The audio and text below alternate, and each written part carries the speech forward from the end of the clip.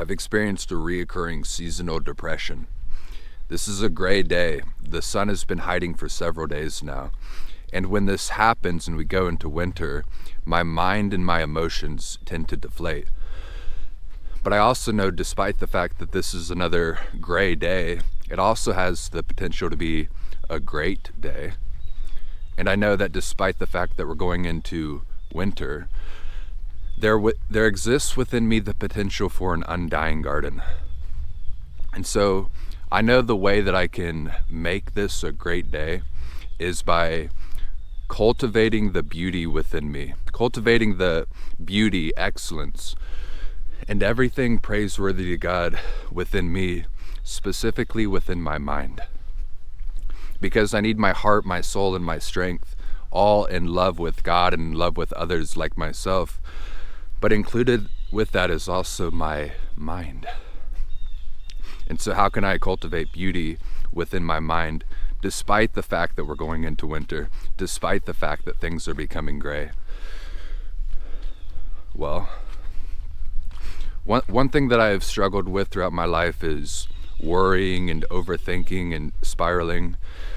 And if you try to fix that overthinking, one thing that people often say, or a common idea of how to fix this, is we're told that our thoughts, specifically our worries, are fake. They exist within the future, yes.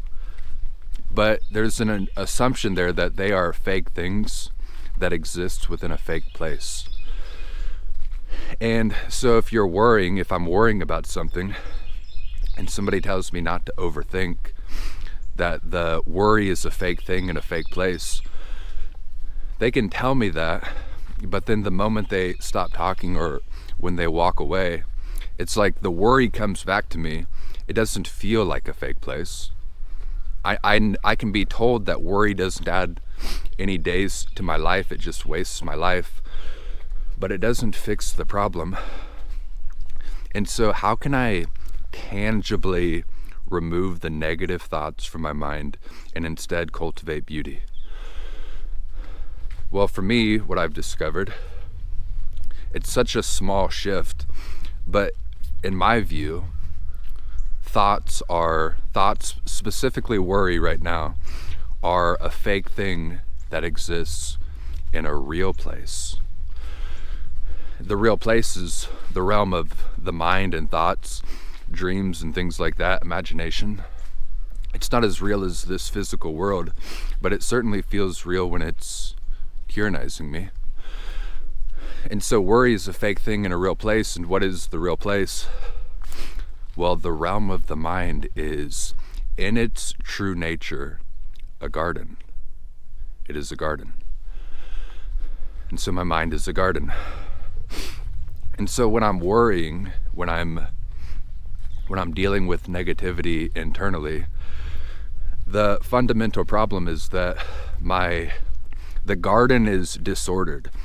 Instead of nourishing fruits growing in the garden, beautiful flowers, it's overrun with weeds and snakes.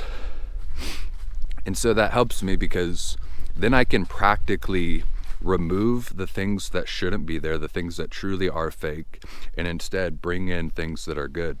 Plant seeds that should be planted. And so it's like, well, how do you do that?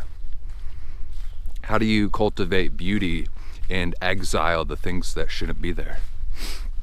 That way, no matter what we're going through, and no matter if we're going in winter and we're in gray days, the beauty can be within us, and when the beauty is within us, it can be outside of us as well.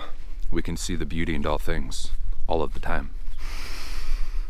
How do you cultivate that in yourself? How can I cultivate that in myself? Well, let's talk about the original garden, the Garden of Eden, the story of Adam and Eve. This is fascinating in the story of Adam and Eve, God creates the world. God creates this beautiful garden, and within the garden there's 4 rivers flowing into it. And then after he creates the garden, he puts Adam in the garden. And Adam is working, and his job is to tend to the garden. Such is the nature of a human being. Such is the nature of the proper relationship with thoughts and the mind. It isn't to do this thing which is stop thinking. Rather, we're not our thoughts. I'm not the garden. I'm not the seeds being cultivated. I am the gardener. You are the gardener. The nature of man and woman. And so Adam is in there and he's working. He's tilling the garden, but God realizes that he's lonely. He said it's not good that a man should be lonely. He tries to find a partner for Adam. He can't find a partner, so he takes out one of his ribs and creates a woman. Such is the nature of a good relationship and marriage. They help cultivate the garden which is outside of them and inside of them together. They help each other. So he gives Adam a helper, and that is the woman, and the woman helps him, and he helps the woman. And God, this is the thing that's kind of like a revelation of how to cultivate beauty. Within the garden, there's the tree of good and evil. And God says everything that is in here is good, but do not eat from the tree of the knowledge of good and evil. And Adam agrees, Eve agrees. They're working on the garden, and then one day the snake, the serpent, slithers up to them and tells them that they should eat from the tree. The snake tempts them and says that if you eat from this tree, you will be like God. And he tells that to Eve. Adam isn't around at this point. And Eve is like, oh, this must be good then. That seems like a good thing to do, to be like God. That's tempting. Let me do that. She eats from the tree of the knowledge of good and evil. And then not only does she do that, she tells Adam to do it as well, and he obliges.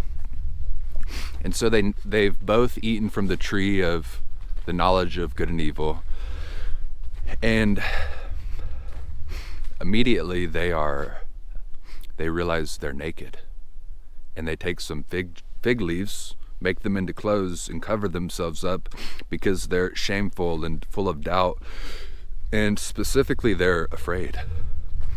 They're terrified.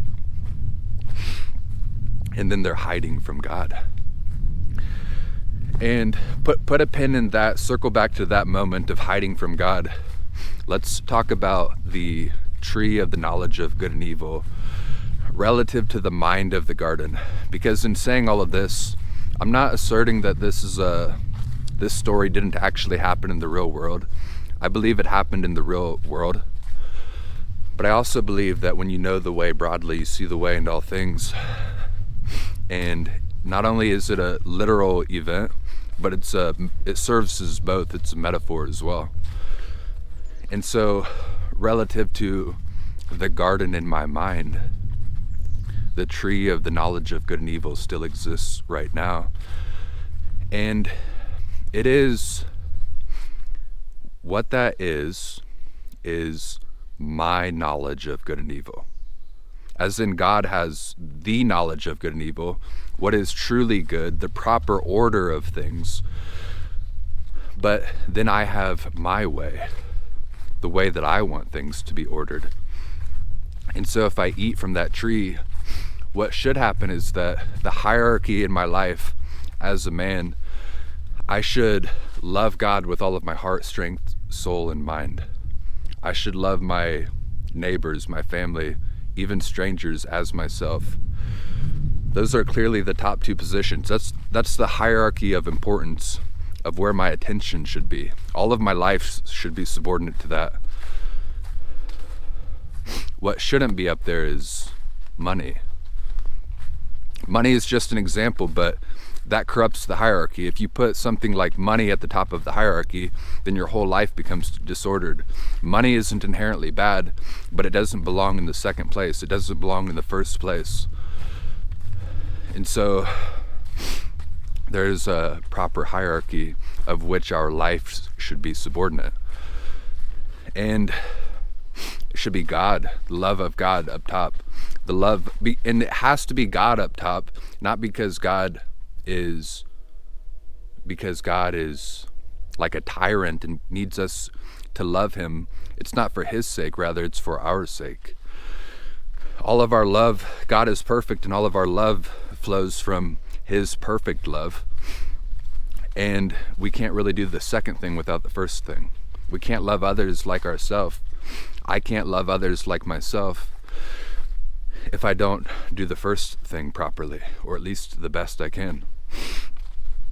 And now this is interesting. This is part of my own current cultivation, because in regards to the hierarchy of what's important, I know those two things are at the top, love of God and love of others as myself.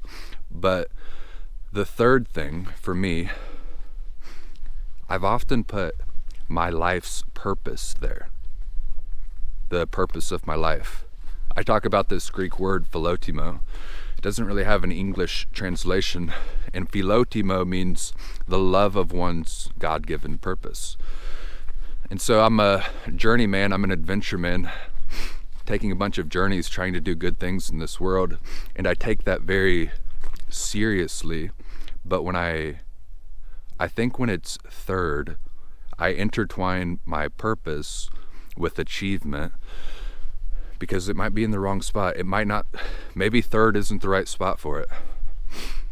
Because if I intertwine purpose with achievement, then I'm in the gap and I feel less than. Like Adam in the garden, Adam and Eve in the garden, they feel naked, they feel less than, they feel afraid.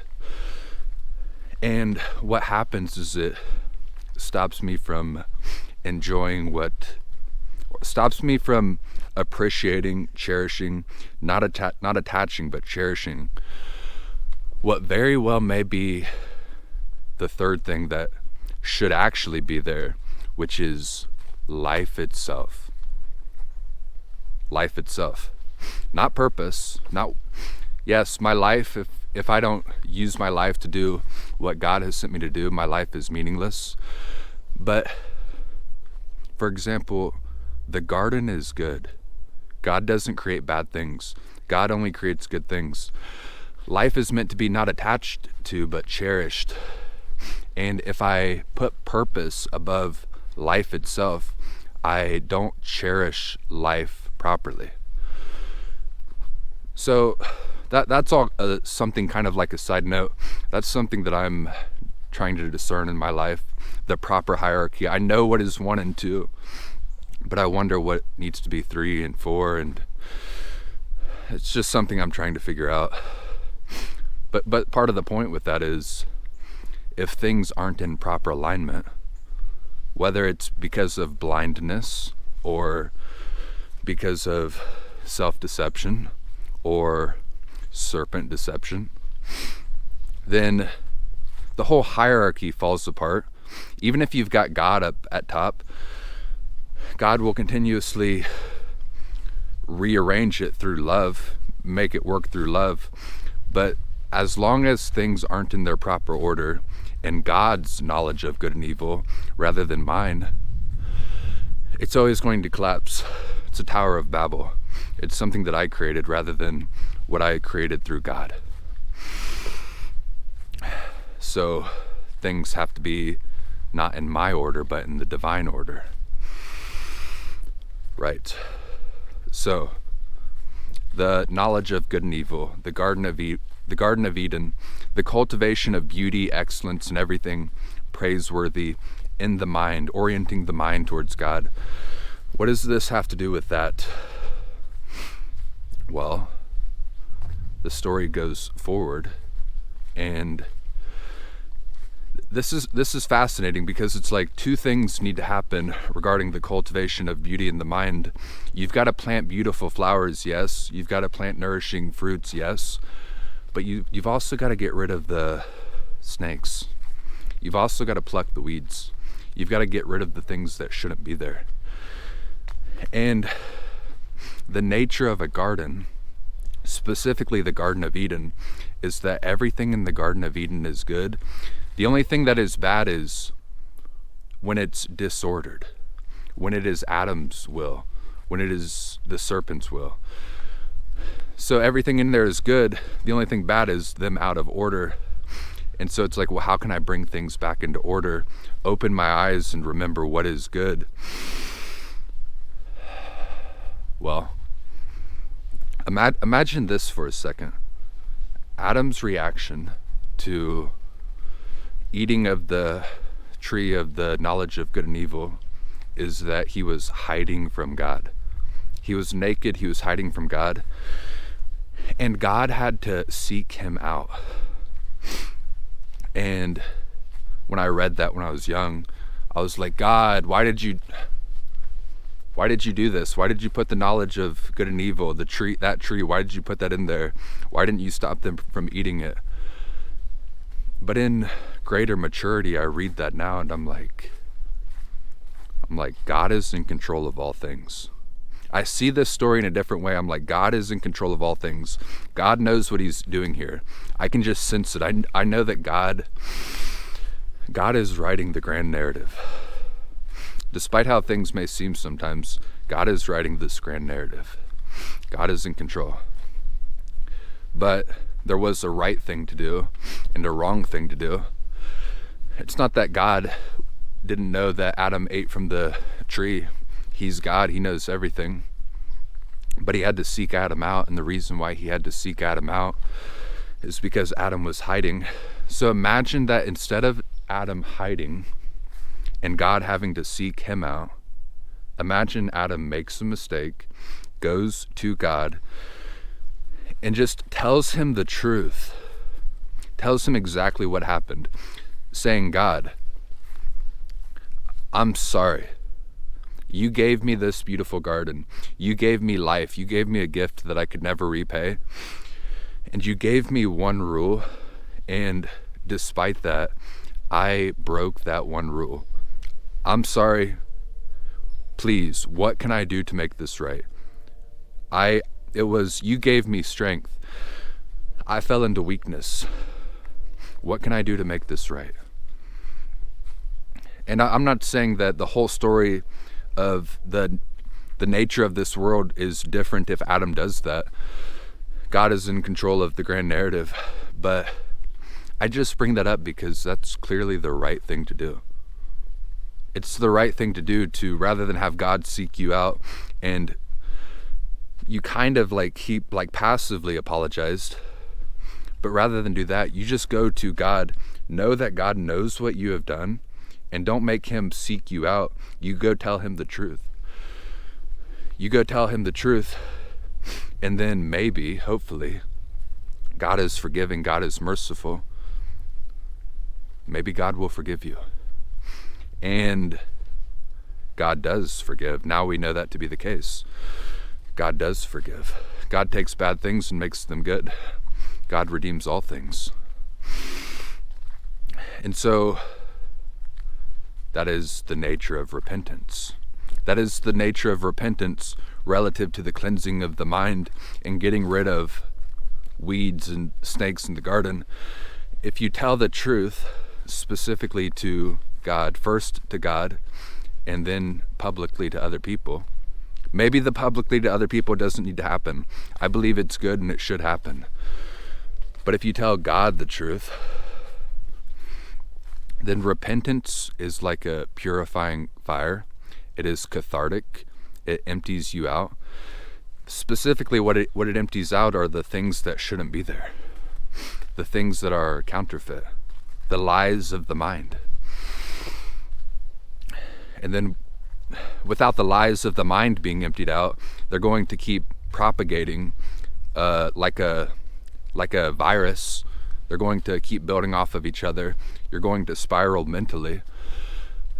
But it's as simple as a purifying fire that removes all of that.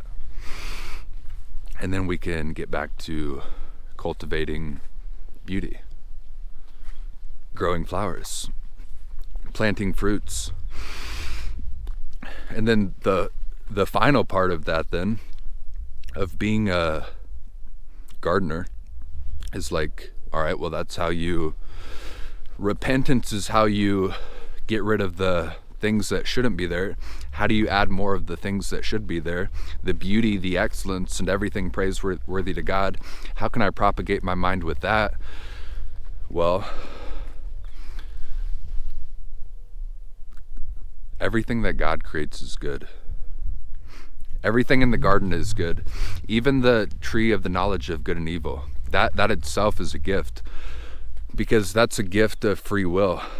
And without the tree of the knowledge of good and evil, and even without the serpent, the gift of free will wouldn't be complete.